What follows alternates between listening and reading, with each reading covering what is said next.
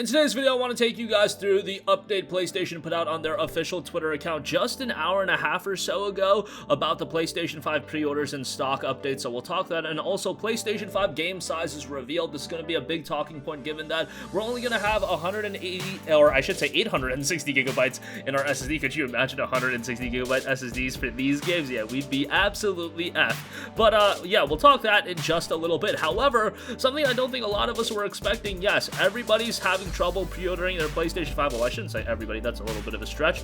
I saw in the comment section a lot of you guys got lucky and you guys put your pre-orders in. I got my pre-orders in, a couple of my buddies got their pre-orders in, but let's be real, there's an overwhelming majority of people that unfortunately did not get their pre-order in. Like, I see you guys absolutely upset, absolutely fuming. It's not realistic for someone to be on Twitter all day or be on their, favorite retailer's website all day and put in a pre-order, a minute or two after pre-order listing goes up. It's just not realistic. You guys got jobs, you guys got families, you guys got to eat, you guys got to go to the gym. You can't be on Twitter every single waking second of the day, and that's just not realistic for anyone. And I thought PlayStation and the retailers themselves handled this pre-order really poorly. We'll talk about that in a second, but PlayStation's official Twitter account put out this. Quote, "Let's be honest, PS5 pre-orders could have been a lot smoother. We truly apologize for that. Over the next few days, we will release more PS5 consoles for pre-order. Retailers will share more details, and more PS5s will be available through the end of the year." So that's great to hear. At least they're owning up to the fact. Whenever something like this happens, you gotta own up to the fact and just apologize. Be transparent and just be like, hey, we're gonna work on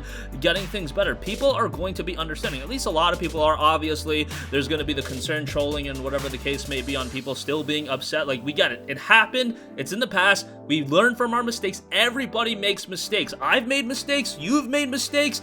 My grandmother's made mistakes. Everybody makes mistakes. The idea is you learn from your mistakes and you ultimately get better from that. We can't be telling people to get fired. I don't know why people are tweeting at Herman Hulst calling for his head and calling for him to be fired when he's just head of Worldwide Studios. He has nothing to do with this. I don't know why everybody wants XYZ a person fired.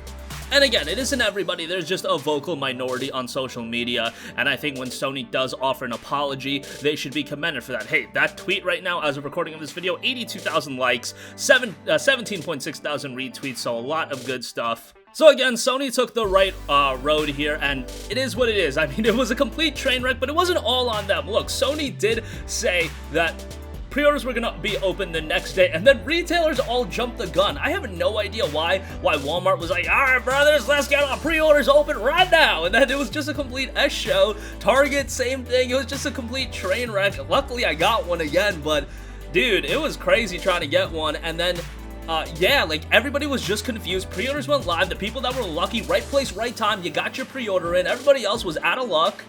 And it was just one of the worst pre-order, launches, I guess, I don't know how to say it, pre-orders going up that I've ever seen in my life. Like, it was so bad. The PS4 was handled so much better, and I think the PS5, anecdotally speaking, I've just sensed that there's way more hype for the PlayStation 5 than the PS4, so it was paramount that they get the pre-order system working right. To give Sony credit, they did ultimately send out emails to people so they could buy a PlayStation 5 console through the PlayStation Direct website, I believe, and that system worked really well. I heard they did a queue system of sorts, and they got people in and out rather quickly, so good on Sony for actually following through with that. Hopefully in the future, again, learn from this, fix it in the future when the PlayStation 6 happens, do the pre-order launch a little bit better, but it is what it is. Again, we all make mistakes. It happens. There's no reason anybody should get fired over this. There's no reason we should be calling for Sony's head or anything like that. And I know the majority of people aren't saying that. There's just some on Twitter, and I see them with crazy amounts of likes, too. That's what, puts me off. I'm like, come on, is this just concern trolling? Do you feel seriously about this? Or, what's going on here? Because this is a little bit strange.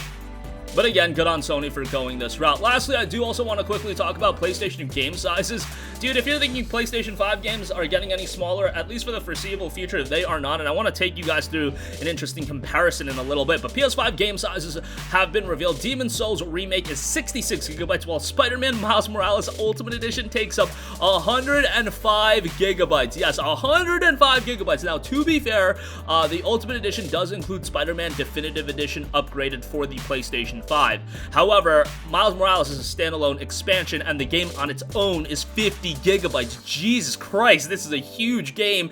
And to give you guys an idea, this isn't that exponentially greater than the PlayStation 4 launch titles, like not like triple or quadruple or anything like that, but Killzone Shadowfall was around 37 gigabytes, so we are seeing an exponential increase in the file size. It's not a crazy increase where it's like double or triple, although it's close to double in the case of Demon's Souls, so I probably should take that back. I mean, it's a pretty big increase when you look at 66 gigabytes versus 37 gigabytes, and then the Miles Morales Ultimate Edition 105 gigabytes or 50 gigabytes versus 37 gigabytes, and again, that's the start of the generation. These games are gonna get bigger. I think we're headed into a world where 150 gigabytes, 200 gigabytes for a game, 200 gigabytes might be a stretch and might be just a few games, but I don't think that's out of the realm of possibility, and I do actually foresee that happening, which is gonna be crazy, because we got 860 gigabytes to work with in our SSD, so that's gonna be a little bit rough. I take that back, we got 825 gigabytes to work with in our SSD, so yeah, that's gonna be a little bit of a struggle, but hey, maybe we'll be buying less games in general, because $70 a game is kind of expensive.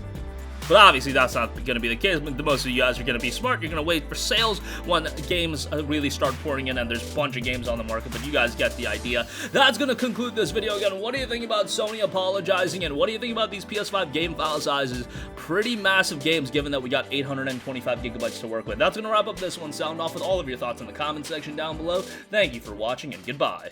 Hey guys, we hope you enjoyed the video, and if you did, make sure to hit the subscribe button, and if you're already subscribed, do us a favor and hit the bell icon. This way you'll be notified whenever we post a new video. That's the best way to keep up with all of our uploads, and we usually try to upload 2 videos a day. And with the bell icon hit, you'll be notified whenever we do upload a video. As always, thanks for watching.